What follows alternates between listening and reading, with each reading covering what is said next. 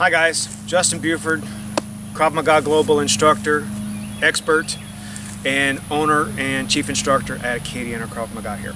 I have with me Eric Riebel, who's one of my students. Behind the camera I have Heather Riebel, also his wife, and she is also one of my students.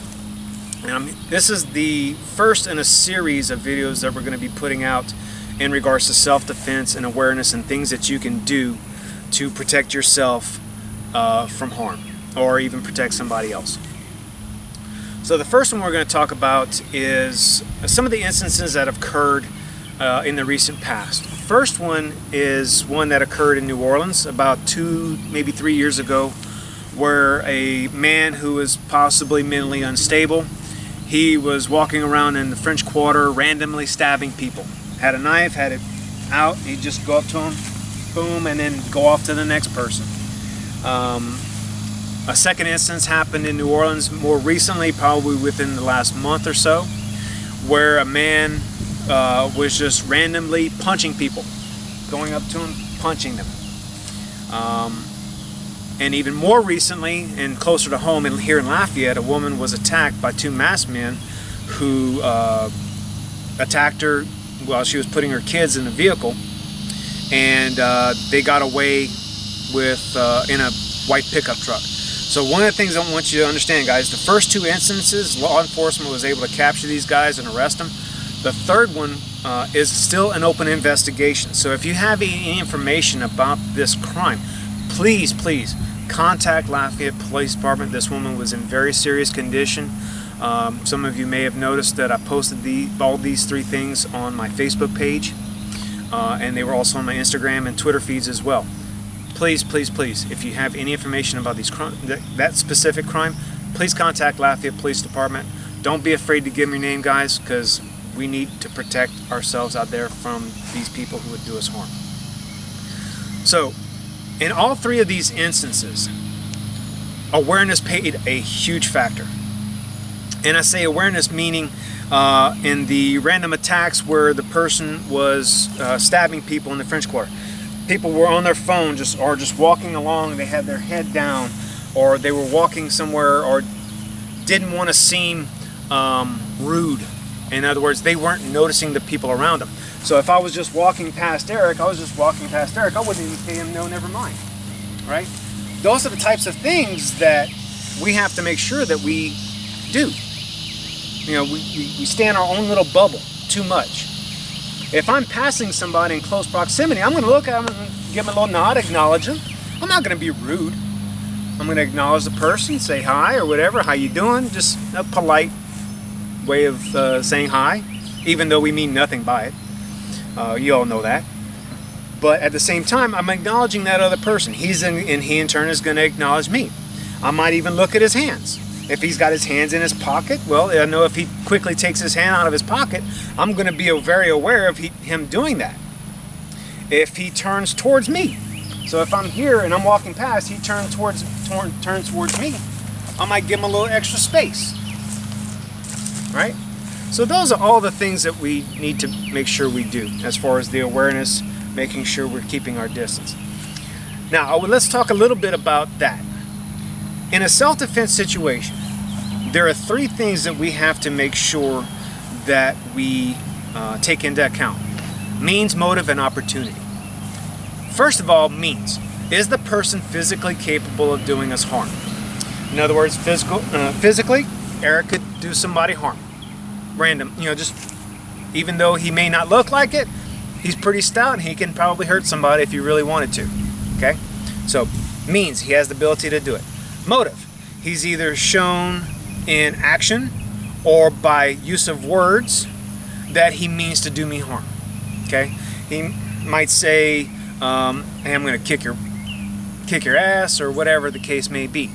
Or he may have a stick in his hand and looking at me menacingly, like that word, menacingly, threatening to do harm to me. Like he's got the stick raised. Well, that's pretty much an implied motive. Opportunity. He is within distance of me in order to do that.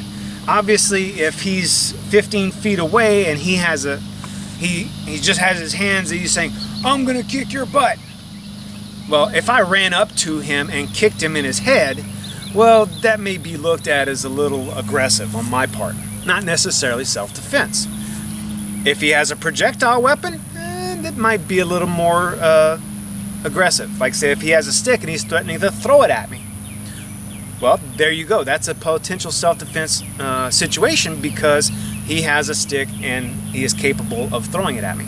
So again, means, motive, opportunity. We have to make sure we fulfill those three things. That way a reasonable person could say, yes, I felt threatened. Okay? If a person has crutches and has a bum leg or broken ankle or whatever, and they're on crutches, and they're 10 feet away from you saying that I'm going to kick your ass, well, there's a pretty good chance if you ran up to him and punched him in the face and then claimed self-defense that you probably end up going to jail. Just saying. So again, let's look at the means, or let's just say opportunity, because this is the one where most people get confused. Means has the ability, motive has either said in word or deed, and opportunity. So if Eric is 10 feet away from me, okay, that's a pretty good distance. I might feel threatened if he continues to approach me and he's looking at me in a threatening manner. Okay? Actually, I would definitely feel threatened. If he looked at me and said, hey, like menacingly, like he's looking at me now with the beady eyes and slumped shoulders and, kind of breathing heavy a little bit, this is a threat display. If he continues to approach me, I want to make sure, hey, get away from me. Leave me alone. I said get away. So, notice how my voice got louder as he approached closer. Two things are going on with that. One, I have a little bit of fear in me, so I'm going to project my voice a little bit more. Two, I'm letting him know I don't want him to get any closer. Three, I'm actually creating witnesses. Now, right now, we're alone here in Foster Park, so really, truly, nobody's going to hear us except maybe some neighbors in the backyard back there. But if I scream very loudly, next thing you know, I'm going to have Youngsville Police Department, which is actually right down the road from the park, coming over and saying, hey, what y'all doing? Because the neighbors are going to hear. Hopefully they'll call Youngsville Police Department, and they're showing up with lights and sirens and ready to go, get to it. So again, fear on my part, intimidation going towards him, trying to get him to back off. Three, creating witnesses. And actual fourth thing, you're getting yourself prepared for action. Your heart's racing. Your adrenaline's pumping. That loud voice is getting you ready to take action. Okay? So he continues to approach, again, in a threatening manner. I have a lot of tools at my disposal. First one is, I can kick him. My leg has much more range than my hand. It also has much more range than his hand. So if he's approaching me, just go ahead and stick out your hand. If I'm standing here, he's a good foot and a half from me. And I can kick. Okay? So in real time, he's back up.